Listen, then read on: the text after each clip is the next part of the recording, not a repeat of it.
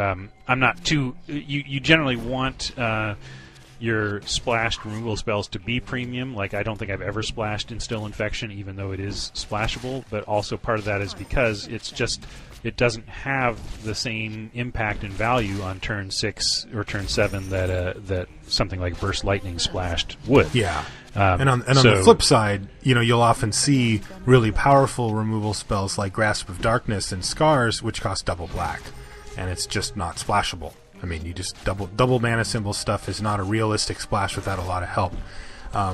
And, that's why. I mean, it's a really good card. Like, -4/-4 until end of turn kills most stuff. And so they don't want you to be throwing that around.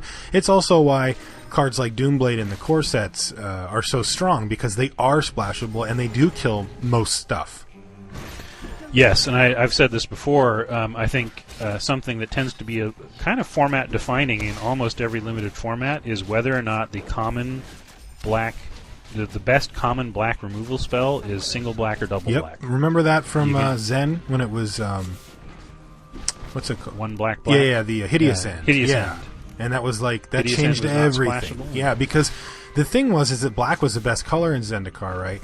And they got the Hideous Ends to themselves. Like, if you play the format, what Ryan was talking about, the formats where it's like 1 in a black, like Doomblades and maybe even like Smother, something like that, where like the best cheap black removal spell is splashable, well, then those get jacked. Everybody's taking those and splashing them and just, running a couple of swamps to play those. But man, in Zendikar, it was like the best color just kept getting better because it was so, because you couldn't really splash Hideous End, for example. Right. Yeah, that's a really good example. That's a really good point. It doesn't really have to do with the whole bread thing specifically, but it's a really good observation just in general. And I mean, yeah, once you get used to playing these sets over and over again, you'll see the similarities, and you can be like, oh yeah, wow, the removal spell, the cheap red removal spell is really good in this set, or it's pretty good in the that kind of thing. So I have the tools. Yeah, that's a discussion for another time of using the past to predict the future and using that experience, which is what we try to help do around here. Okay, too. so why don't you recap? So removal is cost, speed.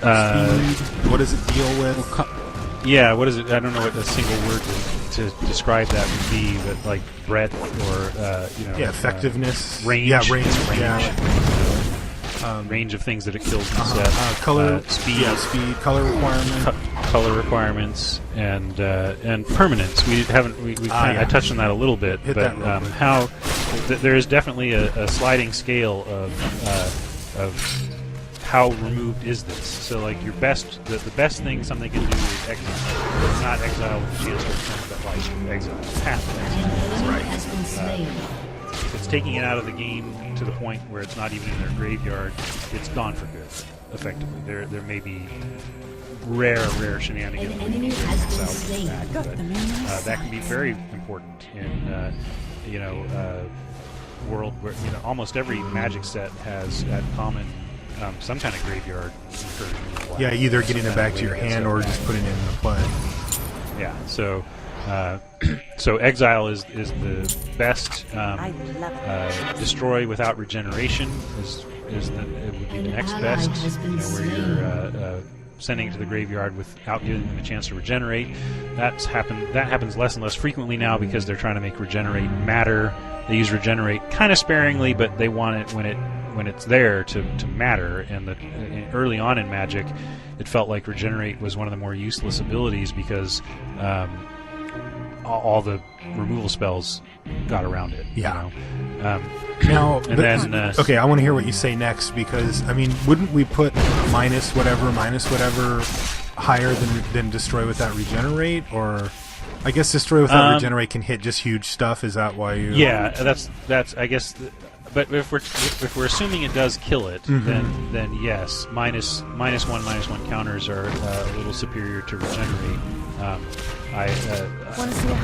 That's a tough one. Yeah, I know what you're saying. Like it's better in some cases, but not better in the others. Yeah. Right, but removal. But if they cast an 8/8 worm, just tends to get more stuff. Yeah. But if we're saying that's another category, the whole range of what it hits has already been addressed. Then yes, strictly from you're going to kill this thing. Would you rather destroy it with no chance of regeneration, or just -1/-1 and minus one, reducing its toughness to 0 is the way. Then yes, that's superior because it gets around more things and something like indestructible, whether indestructible or regeneration. Yeah. But regeneration, that's where reducing toughness to 0 and destroying without regeneration possibility are very similar, unless there's indestructibility around. But then under that comes destroy with regeneration potential, and then kind of under that comes direct damage. Deal some amount of damage to it because it's preventable. Damage. There are damage prevention tricks that can make that less reliable, but it tends to be balanced out by the fact that direct damage frequently is able to go to face to target players. So the flexibility comes in there. Yeah, that's flexibility. That's something we didn't touch on in the flexibility discussion. That's kind of an upside thing along the lines of drawing a card or potentially getting a 2-for-1 or whatever is if it can be used as a finishing. That's a definite upside to the red removal that red removal tends to have. And then under that is the kind of leaves it on the table, but and leaves it like enchanted, nullified on the table. Yeah. And there's a range there too. Cause there's pacifism versus arrest kind of thing. Do the arrest type do the pacifism effects in the format allow the activated ability to still be used? Yep. And that's why arrest, while one more, is really quite. I like it better than pacifism.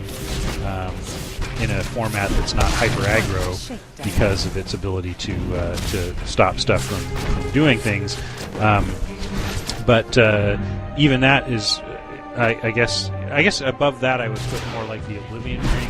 Temporary exile is probably above onboard nullification. Yep, for sure. Because with onboard nullification, something like return target creature to its owner's hand is going to bail it out of that. Or some type of instant speed removal of the enchantment with it. All of a sudden, he's got a blocker, or now he's going to be attacking me, and I wasn't planning for it. Also, sac effects. Things that if you gain something from sacrificing a creature, you can just use it as fodder for that. Yep, that's a very good point. And then, kind of finally, would be the nullified on board, but with something that's a creature like tappers. Right. Blinding Mage is a good example of the now. I love Blinding Mage. It was the nice thing about that type of removal is that it scales up. Yep. But in terms, once again, not looking at those factors, but simply looking at, given how it removes whatever it's removing, what's the highest quality, and it's probably lowest simply because as soon as the Blinding Mage can be killed, and then the thing that you were tapping down is free. Also, it costs 1 mana per turn to do. So. Yeah. Although that aside, let's say even if you so if it was no cost other than tapping, it's just more vulnerable. So creature-based onboard tap type stuff would be the lowest, and then non-creature onboard nullification, either in a icy manipulator or aura type. My beloved Tumble Magnet. Yeah, Tumble Magnet. Tumble Magnet even falls a little lower because it's. I guess, again, in terms of how it's removing it for that turn, it's all in there. But the fact that Tumble Magnet runs out is pretty significant. Yes. I guess that would be more the temporary. That would be the final lowest run really, of tapping on board and temporary. Well, just temporary. Yeah. Temporary, so that because you could technically call bounce spells, unsummon type spells, they are removal. It does remove the creature from the board. Yeah. We tend to classify it as bounce, not removal. Well, that's not removal, that's bounce. But the point is, if it's only strictly temporarily dealing with this spot, it's the worst level and really needs a specific deck. Like Tumble Magnet, I like it, but it's not really that great in a control deck that has no way to reset. Right? Yeah. It becomes this. And the key here is, hopefully your brain's working now, because you can start seeing all these factors as they go in. Like, for example, take Tumble Magnet. Well, that's we just said that's probably the lowest form. But what does it have that something else that we like, it has scalability, right? It can tap different stuff, so that's kind of cool, right? When you think about all the different types of removal, you can see that none of them just cleanly fall into just strict categories, but you can see what's the most valuable and then assess the removal spell itself and say, which ones of these does this fill? You know, and then you have to apply it to the format. You have to say, look, you know, is doing 2 damage at instant speed killing stuff I care about in this format? And that's, after you've sort of put it through that ringer, you're going to have an idea about where the removal spell actually fits.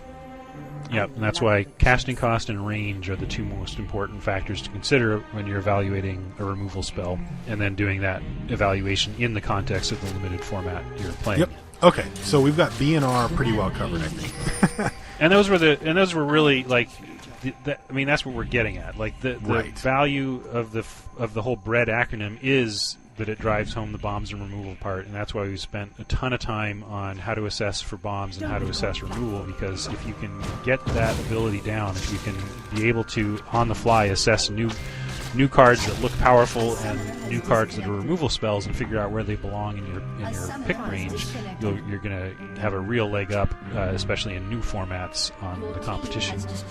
And the rest of it, I mean, it all kind of, we may, even do another show some other time about the rest and how to look at it. But basically, with the next one, efficient, evasion. What are the efficient spells or evasion spells?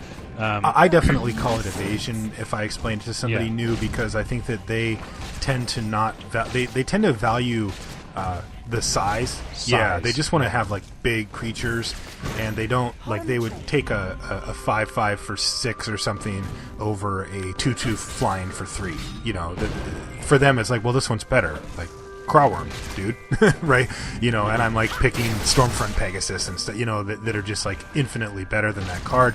So, I'd like to not dwell too much on that one. For newer players, I try to hammer that home. I think that our audience, is a pretty wide range of players, but I think most of them know, flying's pretty good.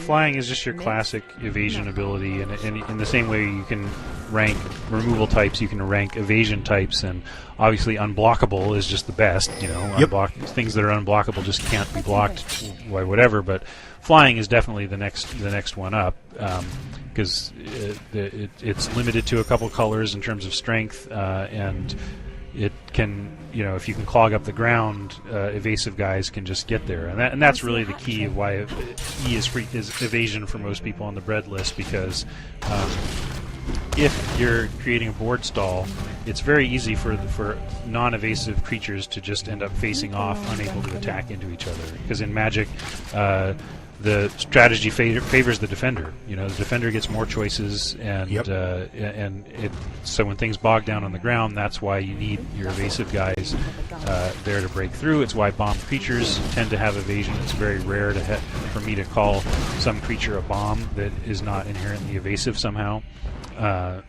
So, like, next on the list after flying is probably fear, intimidate type stuff, like conditional unblockability. Yeah, conditional unblockability. I guess I wouldn't say. I'd say landwalk is. Landwalk. It's just you have the right a lot more conditional, right? So that's the thing. But assuming you have the landwalk, then it's unblockable, right? You get to it screams right back at the top of the list. But the trouble is when you're assessing a pick, just because it has Forest Walk doesn't mean it's going to be unblockable. It means it's going to be unblockable in X% of your matchups. Right. And you're taking the color in that case too, for the most part. Most Forest Walk stuff, most Land Walk is in the color it is. There's obvious exceptions, but inherently awkward. Yeah, and then you get into stuff like, is First Strike evasion? It's not really evasion in the sense that it can be that it doesn't change its ability to be blocked. Yeah, right? That's the hard part. I mean, because it does change it in a way, though, right? Because it's less likely to be blocked by creatures of the same toughness as it changes your opponent's willingness to block it. And so, and that's key. I mean, that It matters. can feel like, Saberclaw Golem or whatever. Yeah, I think that's the one. The name of it, right? Like when that guy lands, you can realize he suddenly feels like a flyer because they're not they tend not to block him. But the difference relative to flying, though, of course, is that eventually he can be chunked. Yeah. Whereas